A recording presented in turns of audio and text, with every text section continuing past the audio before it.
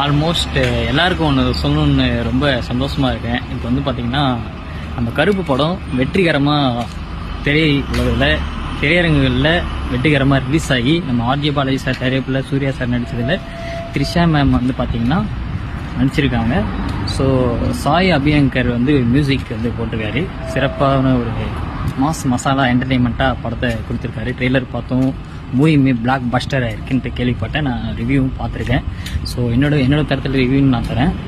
என்னென்னு பார்த்தீங்கன்னா படம் வந்து ஆல்மோஸ்ட் பயங்கரமாக ஒரு சூர்யா சாரை வச்சு பயங்கரமாக மாஸ் மசாலா சொன்ன மாதிரி அவர் கலந்து பயங்கரமாக எடுத்திருக்காரு.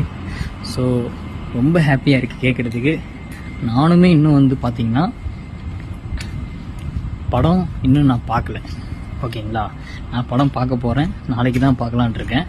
ஸோ என்னோடய ஃப்ரெண்ட்ஸ் எல்லாம் போயிருக்காங்க படம் பார்க்கறது. என்ன ரிவ்யூன்றது அவங்ககிட்ட கேட்குறத விட நான் பார்த்து சொன்னால் தான் கரெக்டாக இருக்கும் எனக்கு, என்னோட சாட்டிஸ்ஃபேக்ஷன்.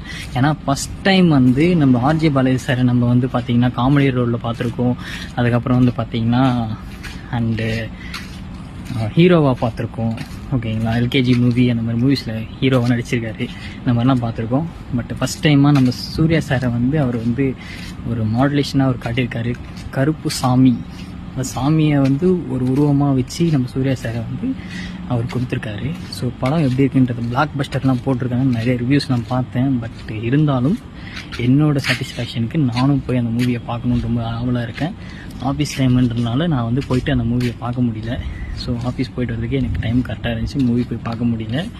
அதனால் இந்த வீக்கில் கண்டிப்பாக சாட்டர்டே சண்டே மேக்ஸிமம் அதுக்குள்ளே நான் வந்து பார்த்திங்கன்னா போய்ட்டு மூவியை நான் கண்டிப்பாக தேட்டரில் பார்க்கணுன்னு அவ்வளோ இருக்கேன். அதனால தான் நான் எதுவும் ஆன்லைனில் கூட நான் எதுவும் ஓப்பன் பண்ணி எதுவுமே பார்க்கல. ரிவ்யூஸ் ஜஸ்ட்டு நான் யூடியூப்பில் பார்த்தேன், அதோட சரி. பட் ஆனால் நான் தேட்டரில் தான் கண்டிப்பாக அந்த படத்தை பார்க்கணுன்னு ஒரு அவளோட இருக்கேன். கண்டிப்பாக நான் தேட்டரில் தான் போய் பார்ப்பேன். என்னோடய ஃப்ரெண்ட்ஸ் எல்லாருமே அழைச்சிட்டு போகலான்னு ஒரு பிளானில் இருக்கேன்.